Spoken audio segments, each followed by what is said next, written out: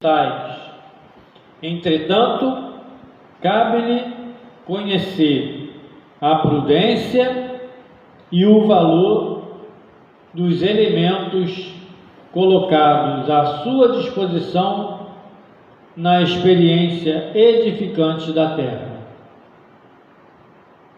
Há criaturas doentes que lastimam a retenção no leito e choram aflitas, não porque desejem renovar concepções acerca dos sagrados fundamentos da vida, mas por se sentirem impossibilitadas de prolongar os próprios desatinos. É sempre útil curar os enfermos, quando haja permissão de ordem superior para isso.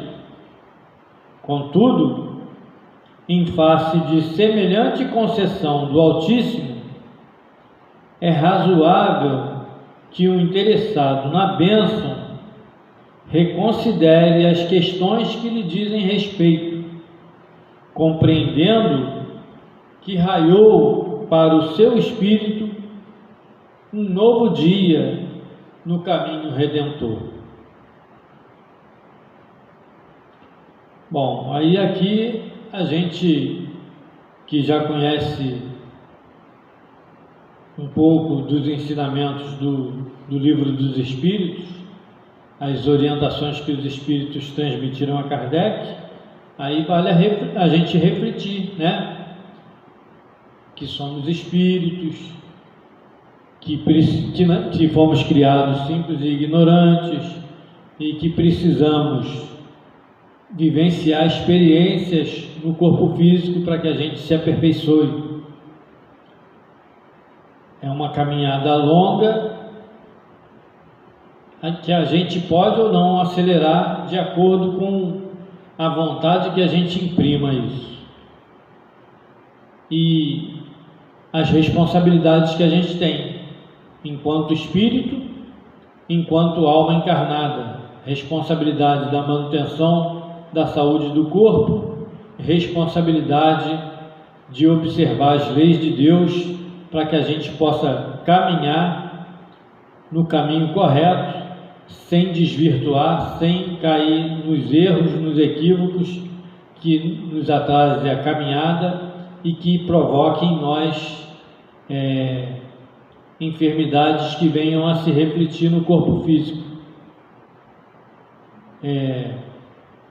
A gente precisa compreender, e isso já de algum tempo para cá é necessário, no estágio evolutivo que a gente se encontra, a gente vê o planeta aí com grandes melhorias na área científica, na área do que a gente pode obter de qualidade de vida, os avanços tecnológicos trazendo para a gente bem-estar, mas é preciso que a gente olhe para nós como almas, como espíritos num corpo, e a nossa responsabilidade de observar as leis de Deus para que a gente possa realmente crescer, porque na verdade muitos de nós ainda persistem na vida instintiva, dando largas às influências do corpo e muitas das vezes caindo nos excessos. Essa semana mesmo, na sala mediúnica, a gente recebeu uma comunicação de um espírito que ainda não tinha dado conta do seu desenlace, queixando de muito cansaço e do corpo muito pesado. Um espírito que era compulsivo na questão da alimentação e não se vigiou. Então, a gente precisa observar as nossas necessidades enquanto estamos encarnados, satisfazer as necessidades do corpo, mas cuidado com os excessos. em todas as áreas, em tudo é preciso que a gente tenha cuidado, para que a gente não se perca, para que a gente não perca a oportunidade reencarnatória de evolução. E quando a gente cai nos excessos, a gente acaba incorrendo em alguns erros e precisa se corrigir. E a lei da reencarnação providencia isso para a gente. São delimitados algumas áreas de atuação para que a gente se corrija. E a gente acaba vindo numa nova encarnação com limitações naquela área em que a gente abusou. E então a gente vê aqueles que abusam da inteligência e que prejudicam o semelhante, vêm num corpo debilitado, dependendo de terceiros para se reajustar. Aqueles outros que cometem excessos podem vir com deficiências numa área do corpo físico. E por aí vai. Então é preciso que a gente pense nisso, que a gente reflita nisso. Nós já somos espíritos de várias encarnações, já estivemos aqui muitas vezes, já tivemos o concurso de muitos espíritos elevados nos orientando em diversas religiões diferentes, e a gente ainda tem resistido a esses conselhos fraternos. Então, muitas das vezes a gente precisa das lições através da dor. Então, que a gente possa meditar nisso, refletir nisso, possa aproveitar a partir de agora a oportunidade do esclarecimento da doutrina espírita e que a gente possa utilizar melhor o nosso patrimônio espiritual, que é a razão que a gente já conquistou, para que a gente possa seguir adiante. Que Jesus nos ampare e nos ilumine. A gente vai fazer uma prece agora, para depois passar a palavra para o nosso amigo. Então convidamos todos à reflexão íntima, à comunhão com o nosso Mestre Jesus e com o nosso Pai Celestial, certos da assistência dos amigos que espiritualmente conduzem e dirigem a nossa casa. Deus de infinito amor e misericórdia, estamos mais uma vez aqui no propósito de aprender. Seja conosco, envia-nos os espíritos bons e fraternos a nos assistir, que possamos fortalecer a nossa vontade, o nosso bom ânimo, mesmo diante das dificuldades que se apresentam. Que possamos aceitar esse desafio e vencer as influências daqueles que ainda se comprazem no vício, que se comprazem ainda no erro e na ignorância.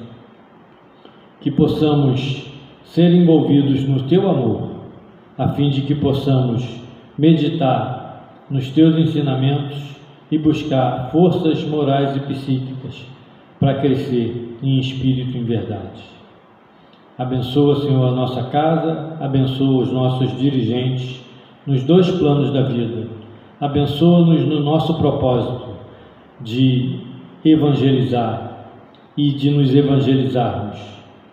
Abençoa-nos no propósito das tarefas de assistência aos nossos semelhantes, a fim de que, no trabalho cordial e fraterno de olhar por aqueles que têm mais necessidades do que nós, possamos ganhar forças e impulso para a nossa experiência evolutiva. Seja conosco, Senhor, agora e sempre. Te rogamos. Muita paz. Então, a gente agora passa a palavra para o nosso irmão Felipe, que está substituindo a Sônia Sena e que vai falar sobre o tema Fora da caridade não há salvação.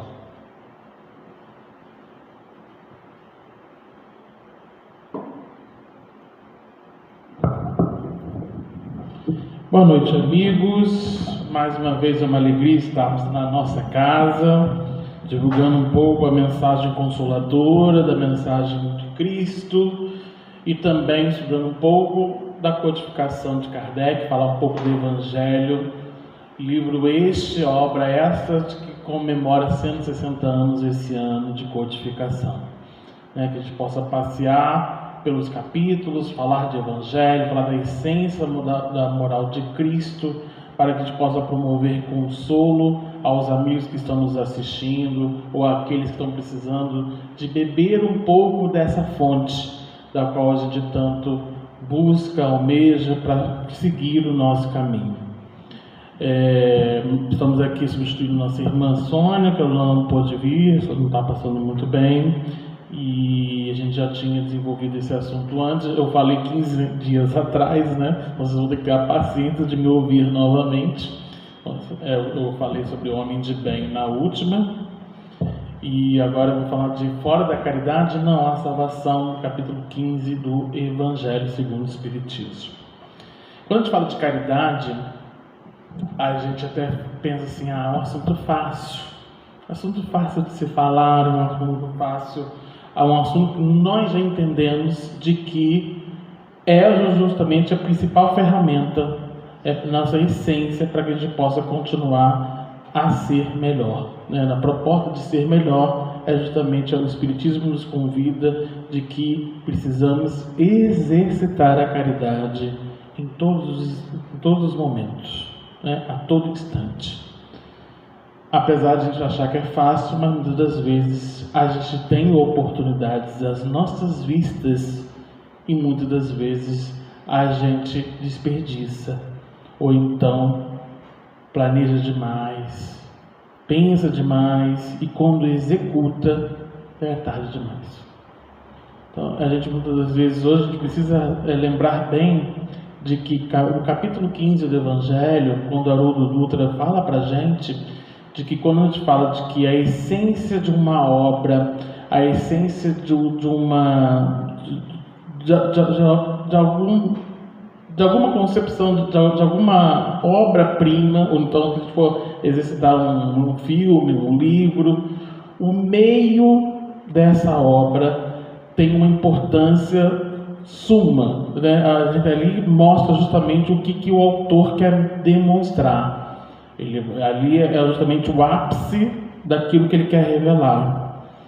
E no capítulo no Evangelho, o capítulo 15 do Evangelho é justamente o meio desse capítulo. Então a gente tem a fora da caridade não há salvação como o principal capítulo que demonstra para a gente da melhor ferramenta a seguir para a nossa transformação íntima. Quem estava aqui 15 dias atrás, eu falei para vocês um monte de características do homem de bem. Uma delas estava a caridade lá, né? Estava a caridade daquelas características.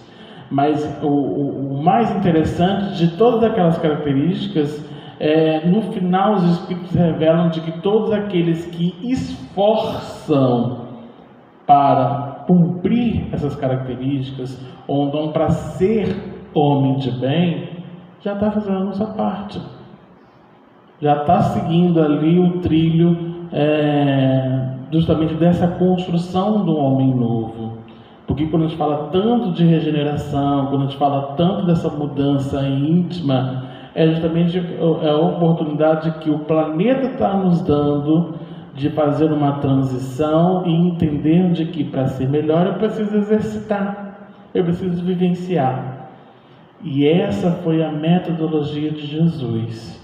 Jesus, o único título que ele aceitou na Terra, veio demonstrar para a gente uma proposta de sentido, de fazer valer do que aquilo que eu tenho dentro da minha linha de raciocínio, do meu conhecimento, da vivência que eu estou tendo durante essa casa, 73 anos, ou 1 ano, ou 2 anos, mas que a gente justamente com todo o conhecimento que nós estamos adquirindo, o exercício é que vai nos revelar se nós compreendemos ou não essa mensagem. Se essa mensagem justamente me toca e se eu justamente compreendo de que quanto mais próximo eu estou com Jesus, ou quanto mais próximo estou diante dessa mensagem consoladora, é justamente na vivência que eu vou percebendo, que eu vou entendendo o caminho que eu estou trilhando, o tempo que vai galgar para que eu já possa compreender para ser melhor, né? Então, quando a gente fala de fora da caridade não há salvação, nós precisamos entender o conceito de salvação. O que é salvar? O que é ser salvo? No Evangelho diz lá o que é preciso para ser salvo. Quando a gente fala de salvação, nós estamos justamente falando, retratando um caminho para a nossa iluminação interior, para a nossa reforma íntima, buscar luz, sentido. Quando a jovem, eu já falei várias vezes aqui com vocês, quando a jovem ela retrata de que a vida dela é um quarto escuro, ela liga a luz e vê o quanto o quarto dela está bagunçado, é a gente perceber de que é a hora de arrumar o quarto, é hora de eu fazer uma mudança. Não preciso mudar de um lugar para o outro, eu preciso arrumar, deixar arrumado.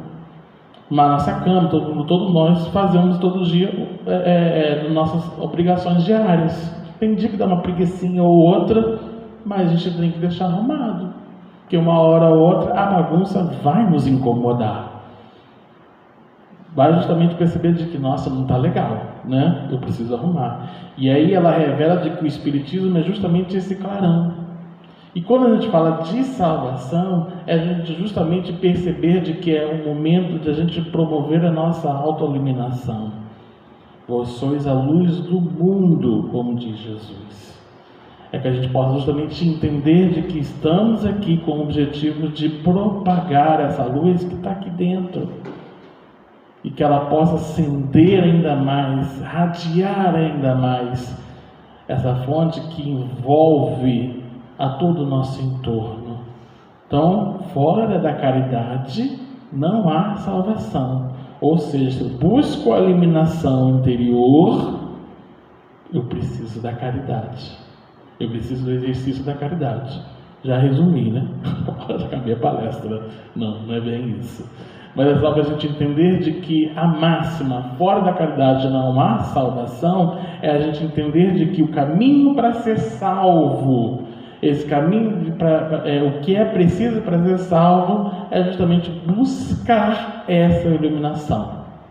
Hoje, o nosso compromisso de estar aqui hoje, reservando uma horinha do nosso dia, é um caminho para a luz.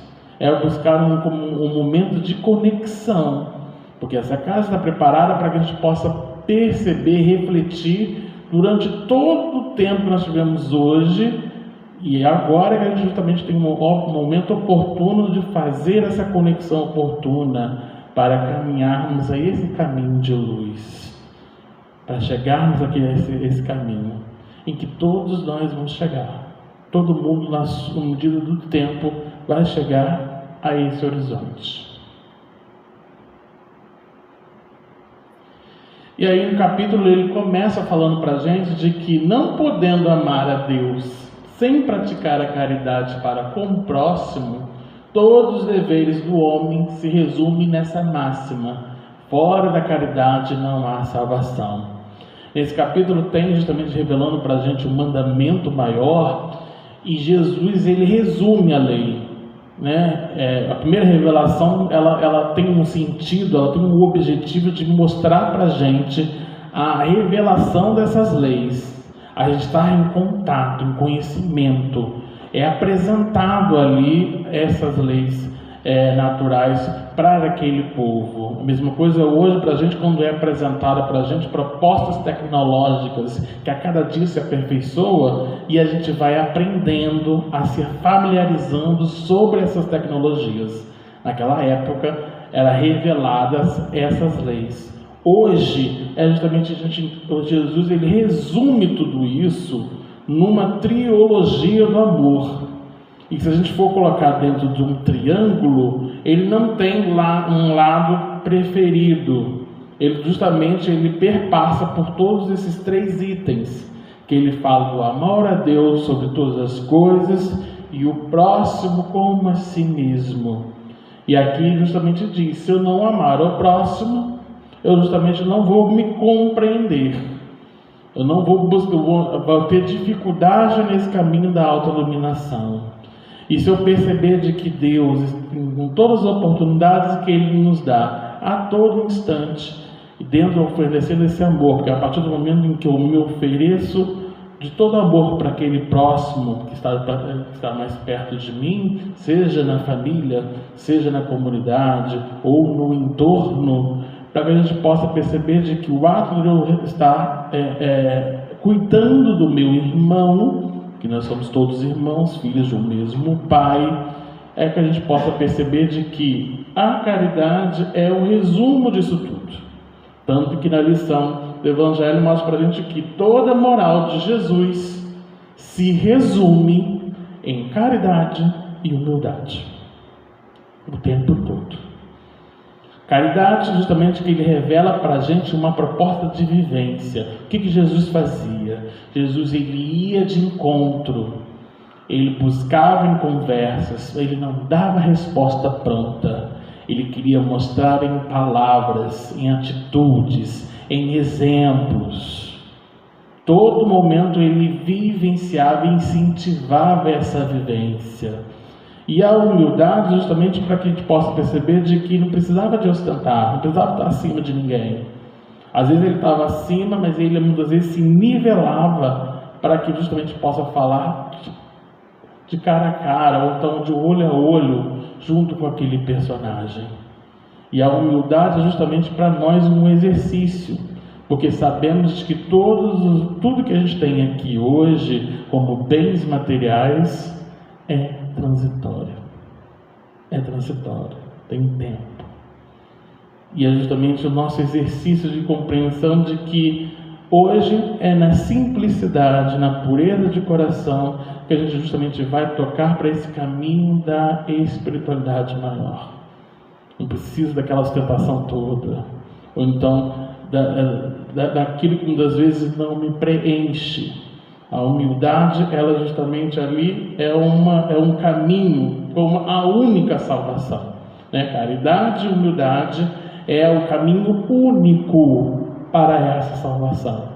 Se eu disse então que o nosso compromisso é ser luz, é iluminar, caridade e humildade como moral do Evangelho, moral de todo o cristianismo que Cristo trouxe para a gente, essa palavra consoladora, o exercício dessas leis naturais, né? Nós temos que entender de que egoísmo e orgulho é o caminho da perdição, é o caminho totalmente ao contrário, da qual a gente, ao invés de buscar a luz, a gente justamente está buscando ali sombras, buscando no momento que vai necessitar ligar a luz ali e se assustar o quanto a gente precisa arrumar aquele estabelecimento, né? Aquele lugar, aquele quarto, alguma coisa assim. E aí, quando a gente fala de caridade, normalmente a gente faz essa diferença o tempo todo, isso em nós, até porque somos matérias, né? Somos um corpo material. E se a gente for, eu costumo dizer de que quando Kardec pergunta, né, o que significa caridade, segundo Jesus, nós temos um conceito, nós vamos trabalhar esse conceito, mas se a gente justamente tirar o segundo Jesus e segundo a cada um de nós, cada um vai ter o seu conceito particular. E com a vivência que a gente vai tomando ao longo da nossa trajetória, da nossa existência, nós vamos percebendo e aprimorando de que não é somente a matéria, não é somente o ato de eu doar ao outro aquilo que muitas vezes não faz mais sentido para mim, ou não serve mais em mim, ou então o ato de eu querer ajudar o outro.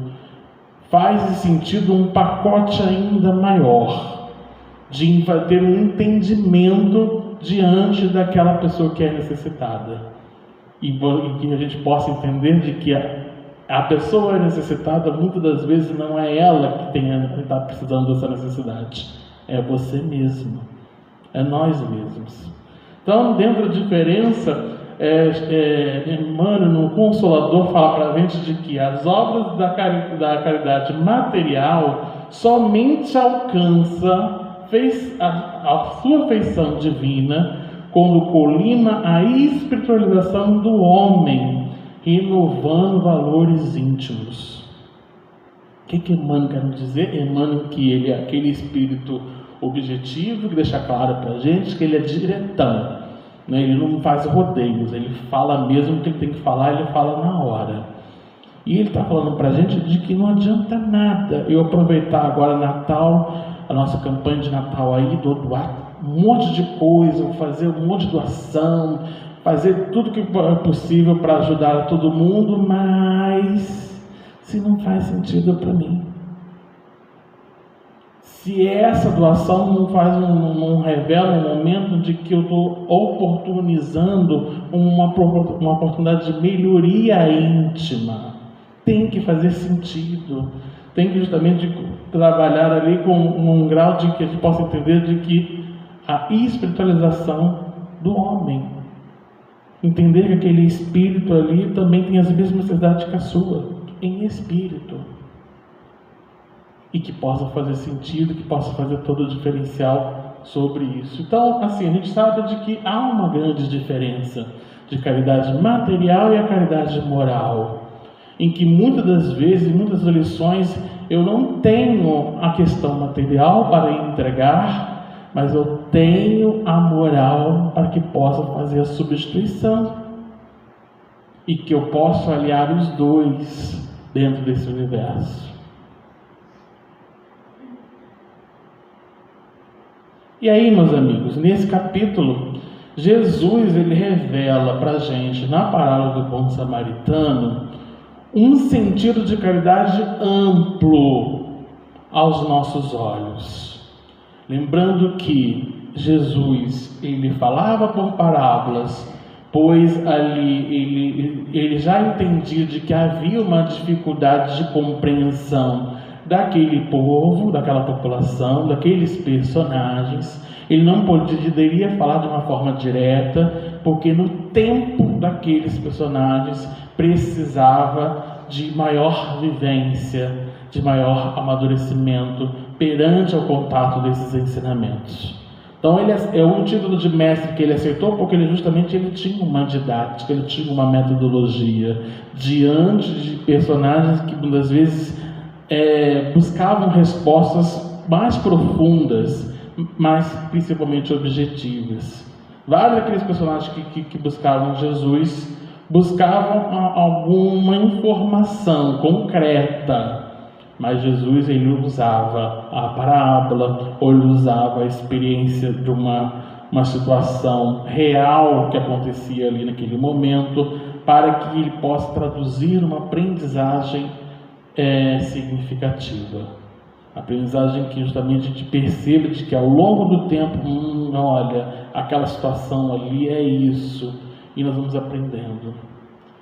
E eu vou ser sincero, ao longo do tempo de evangelização até hoje, trabalhando, né? Hoje eu vejo no samaritano um sentido muito amplo da caridade dentro do contexto que Jesus nos oferece, numa caridade que traz um sentido também de acolher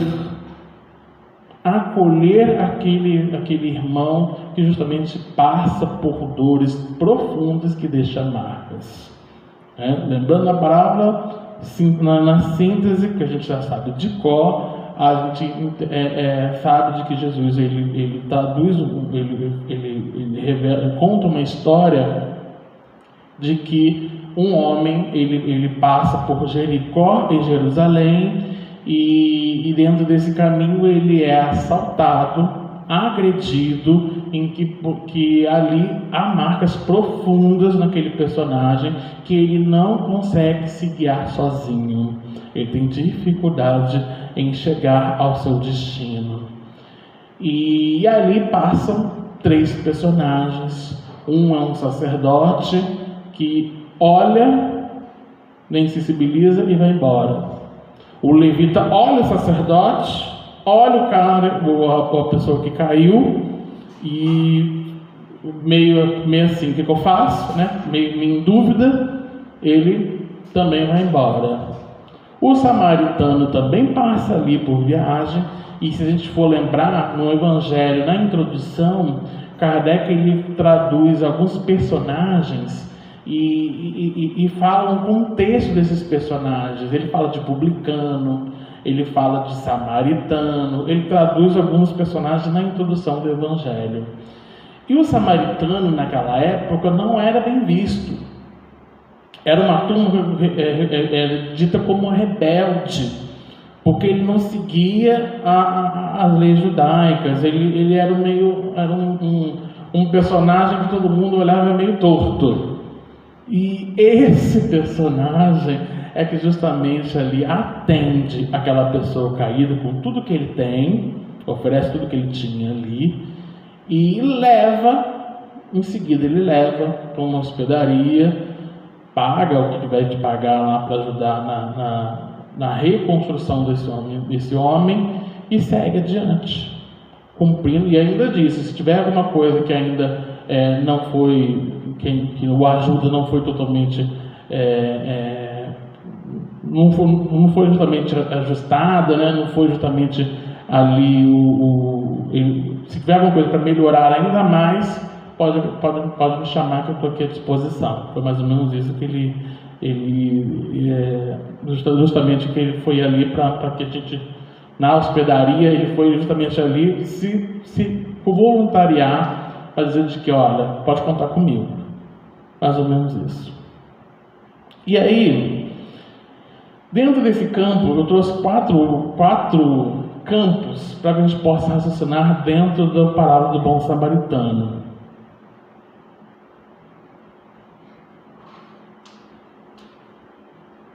Eu já desenvolvi essa palestra também, só está relembrando, tá?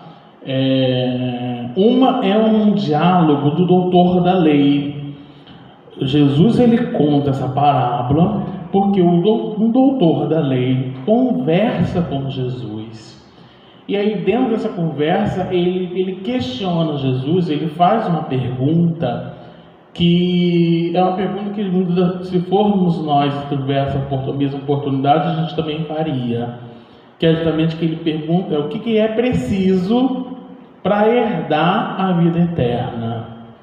No caso, que a gente pode traduzir o que é preciso para ser feliz, o que é preciso para que eu possa chegar numa condição melhor do que eu estou hoje. A gente justamente faz esses questionamentos todo dia para que a gente possa chegar ao nosso destino, deixando uma bagagem ainda mais leve. E aí Jesus, ele não dá resposta pronta. Ele faz uma outra pergunta para o doutor da lei. Ele fala assim: o que você acha? Você que sabe, ele não falou assim, né? Mas você que entende, que tem uma compreensão. Lembrando que o doutor da lei tinha uma compreensão das leis, principalmente das leis naturais, já havia essa compreensão toda, né? Então não havia um entendimento ali. E aí ele responde na ponta da língua, na decoreba, né? Aquelas perguntas que a gente fala para a criança. E aí, quem criou o mar? Aí as crianças: Deus! Né? Rápido, aquela forma rápida. O doutor da lei foi a mesma coisa. Na forma rápida, ele chegou assim e falou assim: amar a Deus sobre todas as coisas e o próximo como a si mesmo. Jesus falou assim: uau, né? Isso mesmo, é isso mesmo. Só cumprir, né? Na verdade, Jesus ele não faz a pergunta: o que você acha? Ele fala assim: como você lê sobre isso? Como lês? Né? Como você interpreta essa sua pergunta? Só que aí, dentro desse questionamento todo, o doutor da lei, não satisfeito, porque Jesus não deu a resposta pronta. Muitos personagens queriam aquela resposta pronta, aquele gabarito da prova que ninguém tem. Ninguém tem esse gabarito da prova. Na nossa vida, a gente não tem gabarito para chegar lá, portanto que tem esquecimentos do passado. Ele pergunta: tá, tudo bem, amar ao próximo como a si mesmo. Ele pergunta assim: quem é o próximo? É o segundo item. Quem é meu próximo? Jesus não ia falar assim objetivamente, é o que está atrás de você. Eu sou seu próximo. Todos que estão ao seu redor são seu próximo. Poderia ter dito isso, mas Jesus percebeu naquele personagem de que, por mais entendimento que ele tinha, por mais conhecimento que ele tinha, faltava vivência, sentido, significado diante daquelas lições. Para ele ter uma dificuldade de entender quem era o próximo, Jesus utilizou na figura do samaritano, traduzindo ali um personagem que não era bem visto, todos olhavam torto, mas ele fez a diferença. Usou todos os seus recursos para que ele possa justamente ajudar, salvar aquela pessoa que estava ali, num grau de intensidade, de marcas tão profundas, que muitas das vezes ia demorar a cicatrizar. Tanto que Jesus lhe pergunta no final da história, mostrando para a gente qual dos três que foi justamente, a gente pode classificar como próximo. Lembrando que passou um sacerdote, que passou o levita, em que muita gente confunde uma questão de religião, mas Jesus quer mostrar ali que ele traz uma conexão profunda dentro dessa parábola, de entendimento de que religião é aquele conjunto de crenças, filosofia, né? Estamos aqui justamente estudando, doutrina espírita é uma religião, estamos estudando doutrina espírita com base na codificação e que possa justamente ali traduzir respostas para que possa alimentarmos no nosso íntimo para caminharmos em frente diante das dúvidas. Mas aqui ele não está querendo retratar somente a religião em si. Ele está querendo justamente mostrar de que passaram dois personagens que desperdiçaram a oportunidade de ajudar o irmão por conta de atraso, ou pressa, ou insegurança, ou um monte de coisa. Ele teve essa oportunidade e passou. E lembrando que há um estudo profundo desse capítulo com Alírio Cerqueira Filho, ele demonstra até uma diferença entre o sacerdote e o levita. Que o sacerdote, ele nem se compadece, olha e vai.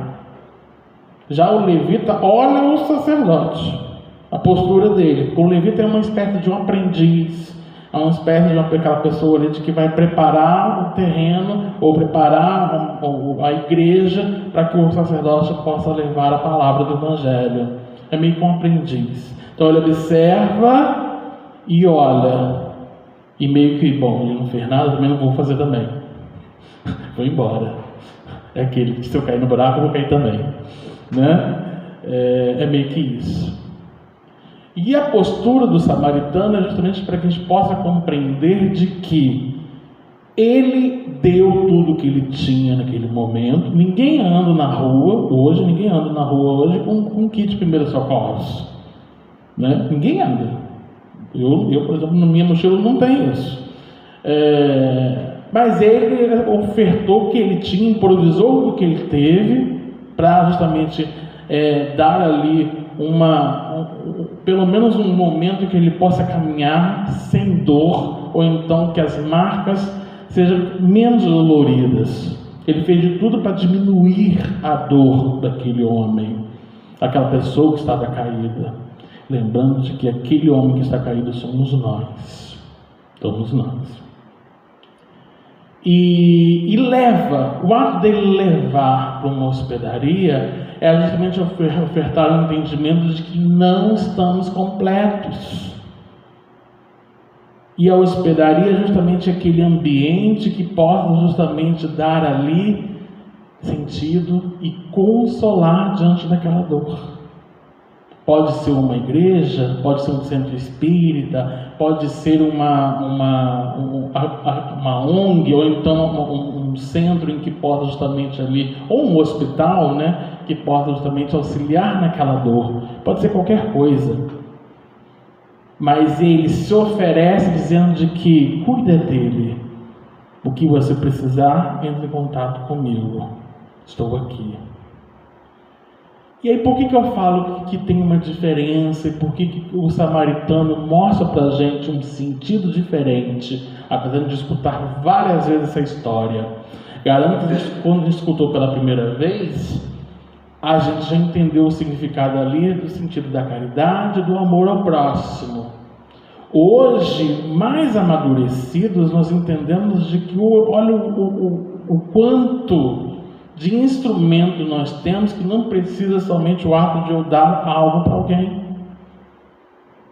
O quanto eu posso fazer sentido naquela vida daquele personagem que muitas vezes precisou de um auxílio, precisou de uma ajuda.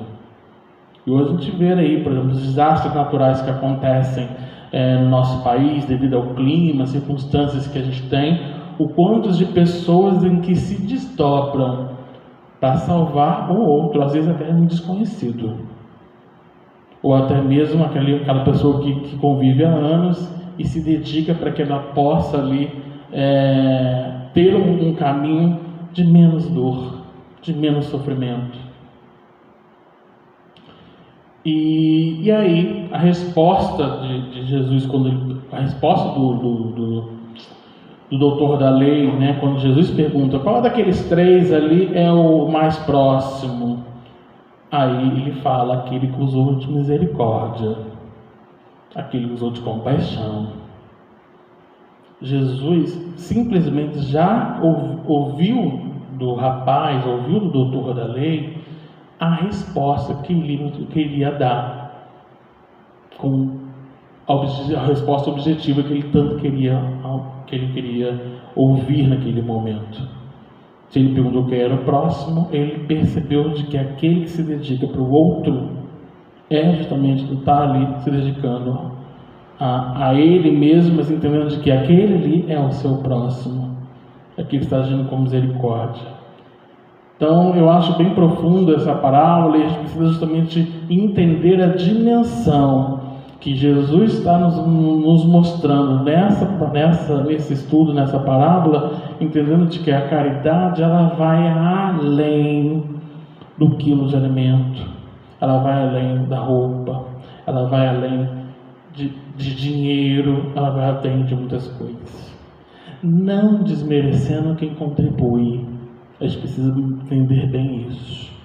Se eu tenho isso, é justamente que eu posso ofertar, né? Lembrando de que eu sempre falo, e é uma página que ficou muito marcada para mim, tem um livro chamado Conduto Espírita, um livro fininho, é um livro de Valdo Vieira e André Luiz. Nesse livro, eles falam de conduta espírita diante de várias situações, política, social, família, o íntimo e assim vai. Tem uma lá sobre assistência social. Eu esqueci o título desse capítulo. Mas ali ele fala, no item assim, bem garrafais, que a gente lembre de sempre cuidar daquele armário obsessivo que tem aquelas roupas que a gente não usa mais e fica lá há muito tempo, e que ela pode ser útil para uma outra pessoa. E aí a gente precisa entender essa utilidade. Por que a gente fala tanto assim, tem gente que dá roupa rasgada. Será que vai ser útil para o outro uma roupa rasgada? Ele vai ter tempo de arrumar, de cobrir aquele rasgado? Eu não vou ter. E como o outro vai ter? É justamente a gente gosta de pensar, se não serve para mim, por que vai servir para o outro? Às vezes uma roupa, engordei um pouquinho, não está me servindo mais, ok. Ou então uma roupa que eu não gostei da cor, ou não gostei do material da roupa. Aí sim, pode ser útil para outra pessoa. E pode até ficar até melhor na outra pessoa. Mas a gente precisa entender que o contexto Nós estamos justamente numa época em que possibilita a gente exercitar essa ferramenta que nos caminha para a iluminação íntima, que a época natalina é justamente a época que a gente exerce ali com todos os nossos esforços para promover sorrisos a diversas famílias que passam por situações muitas vezes difíceis, e que a gente possa também dar um sorriso para que possa pelo menos passar num período de tempestade, num período profundo, ter um momento ali de calmaria. Porque eu sempre falo também aqui dos nossos estudos, uma página que me entregava muito em minha juventude, e eu questionava muitos evangelizadores da qual ministravam aula para minha turminha, né? Para a turminha da qual eu estava junto. A gente questionava muito por que tinha tanta desigualdade. Por que uns ricos pra caramba e outros pobres, outros com muita dificuldade. E aí tem uma página do Evangelho que fala lá da utilidade da providência da riqueza, que o rico ele tem uma aprovação divina. Tem. E qual é? O rico ele pode justamente exercitar, ele pode justamente aproveitar a posição que ele está, o momento em que ele está, para compartilhar, porque é passageiro. Ele pode estar rico hoje, mas amanhã ele pode aprender de uma outra forma, de um outro contexto. Ou até mesmo o dinheiro acaba, né, gente? Uma hora o dinheiro acaba também. E o pobre é justamente o exercício da paciência, né? A gente entender de que calma, espera, que uma hora vai. E esses momentos da vida da qual nós estamos passando justamente para entender de que não precisa desesperar. Tudo tem seu tempo. Com o tempo nós vamos amadurecendo, entendendo. Já estamos entendendo de que a dor é uma escola. Vou passar por ela. Não adianta eu usar mecanismos igual analgésicos da vida para aliviar a dor de imediato, mas eu entender de que eu preciso vivenciar para chegar à frente. Então, para curar essa dor, eu preciso fazer, eu preciso vivenciar, preciso fazer sentido para mim. Então, essa página, gente, ela é bem interessante e vale a pena a gente sempre revisitar quando fala do contexto de caridade, no contexto de acolhimento. E aí, o sentido da caridade, né? Qual que é o verdadeiro sentido da caridade conforme entendia Jesus, né? E aí, os Espíritos trazem luz para a gente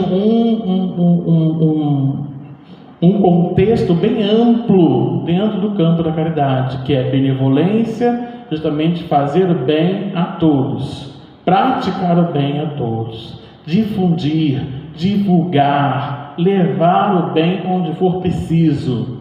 Nós estamos aqui para levar o bem a todo instante.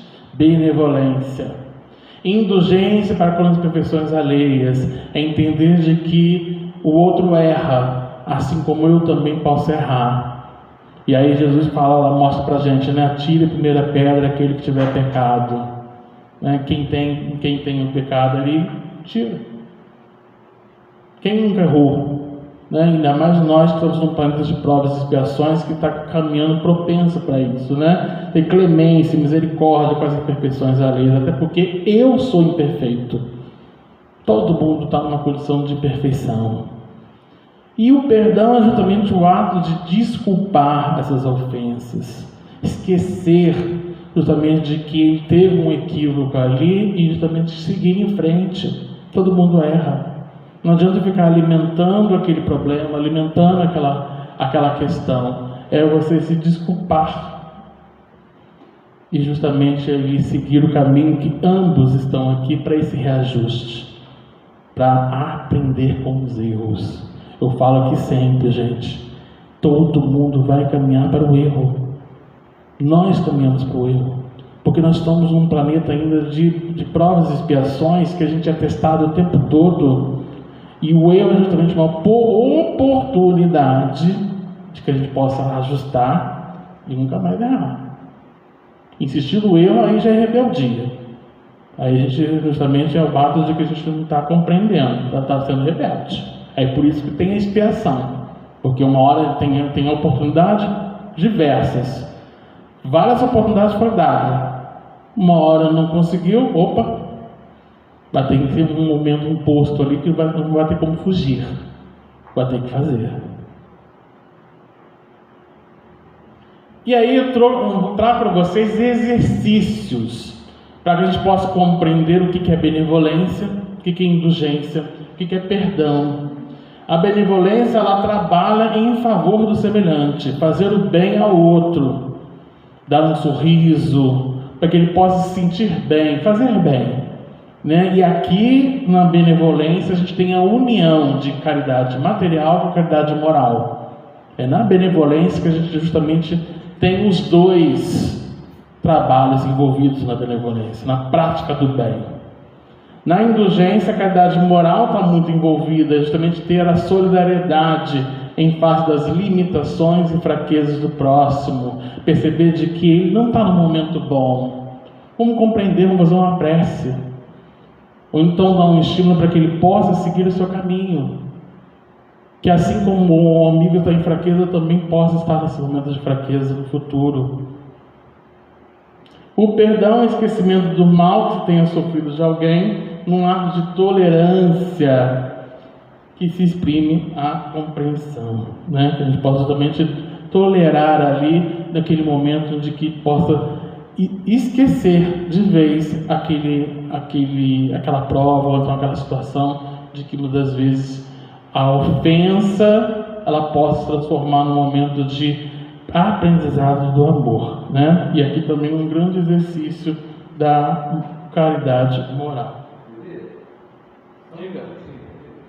Hoje uma pessoa, vocês não leram o que aconteceu, a pessoa lembrou e falou comigo. A pessoa sabe que eu sei, sabe o que eu fiz?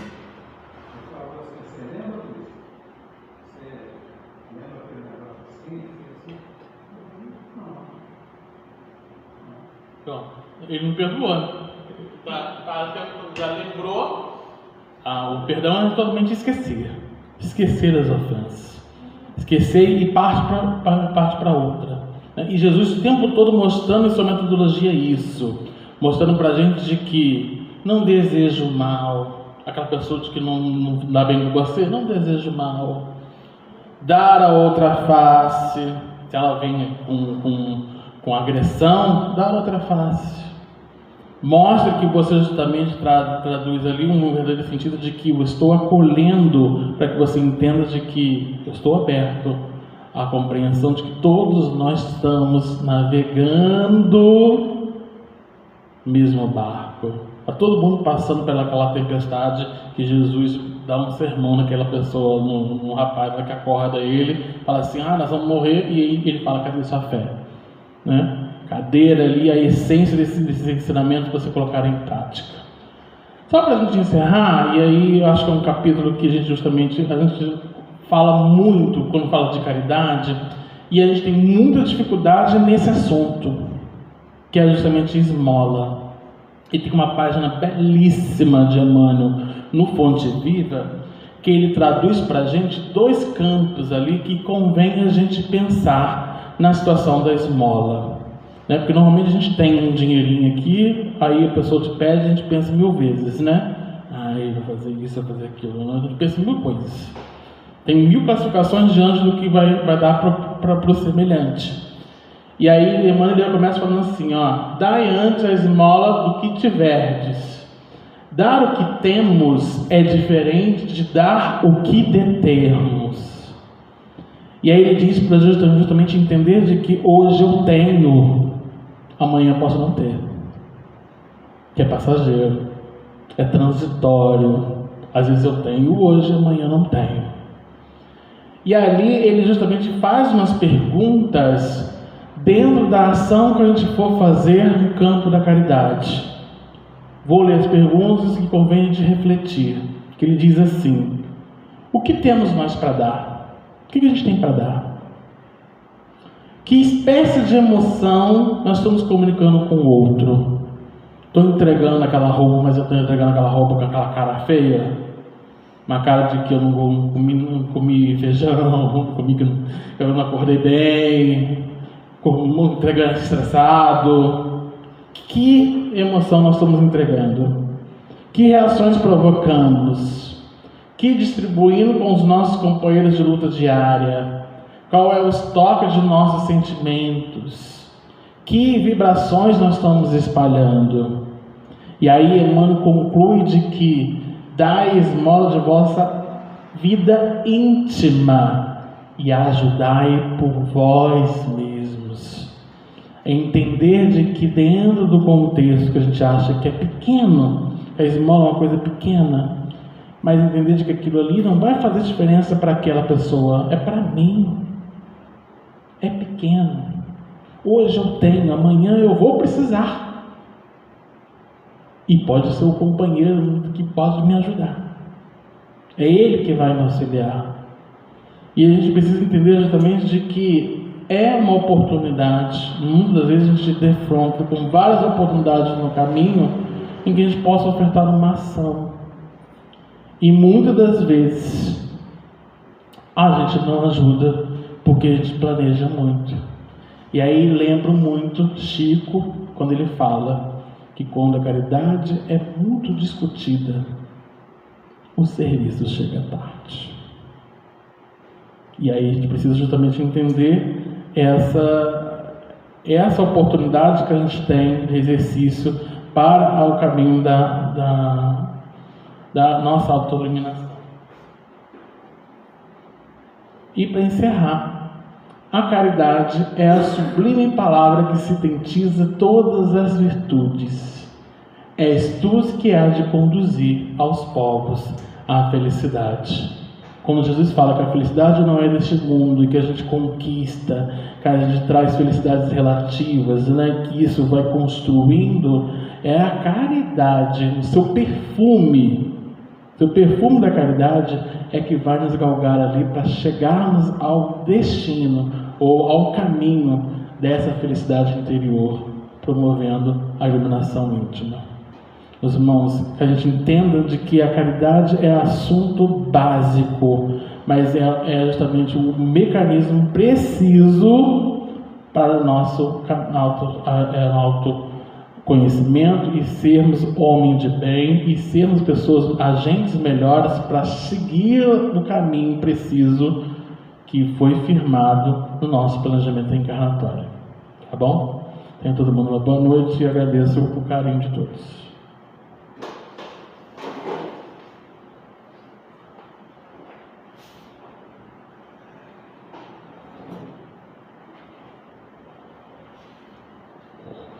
Agradecemos a colaboração do Felipe, que a gente possa guardar nos nossos corações essa mensagem, que no retorno ao nosso lar a gente possa refletir sobre esses ensinamentos e buscar na comunhão com o nosso Pai Celeste as forças morais necessárias para que a gente comece a colocar em prática esses ensinamentos.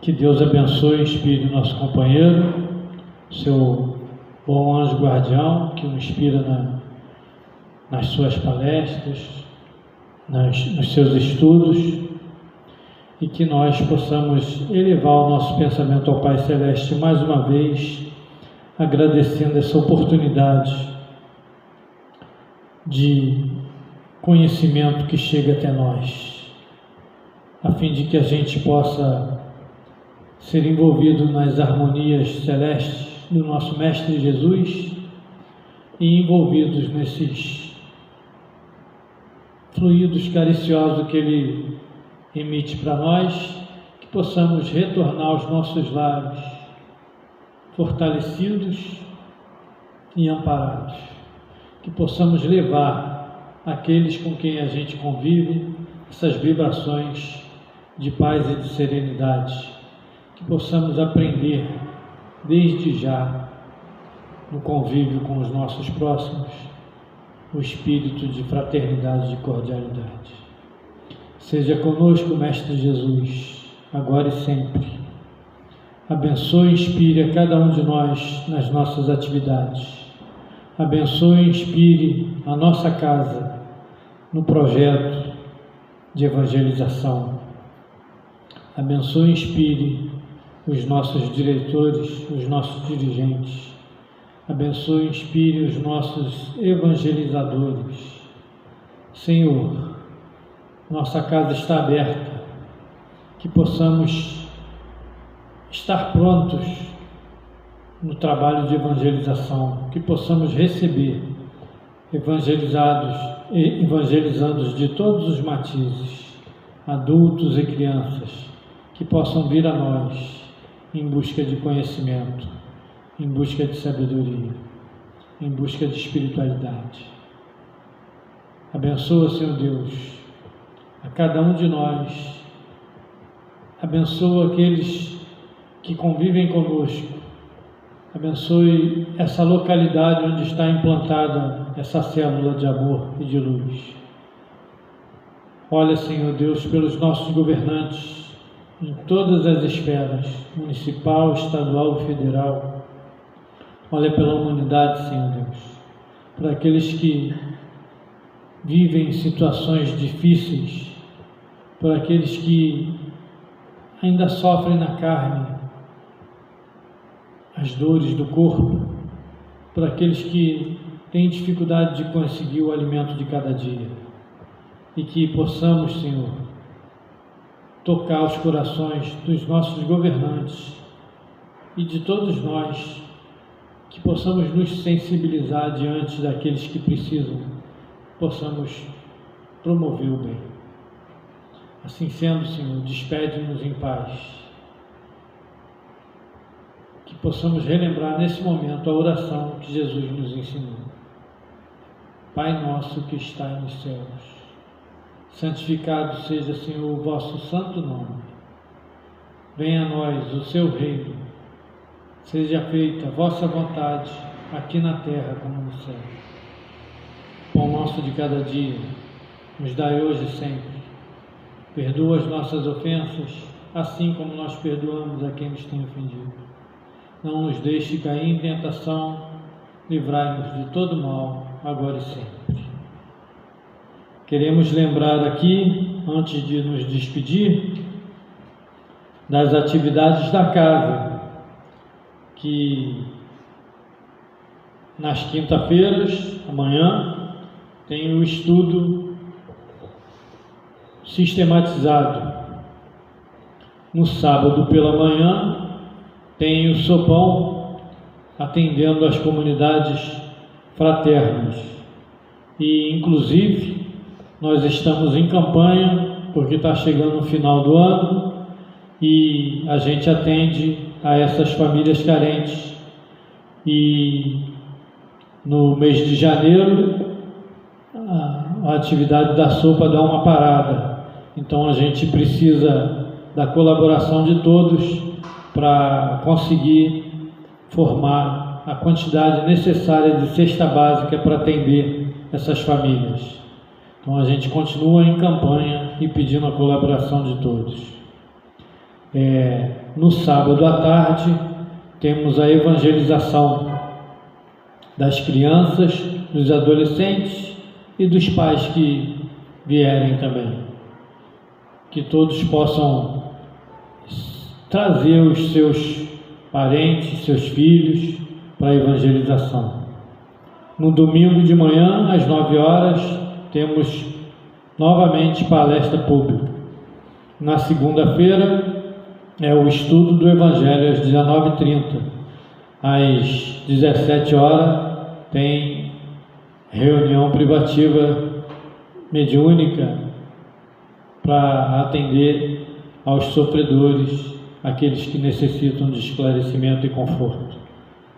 Na terça-feira é o estudo mediúnico. E na quarta volta novamente À tarde, estudo do Evangelho e à noite, palestra pública. Aqueles que necessitarem do passe, permaneçam em silêncio e oração no salão, que a gente vai chamar. Muita paz a todos, muito obrigado. Que Jesus abençoe a todos nós.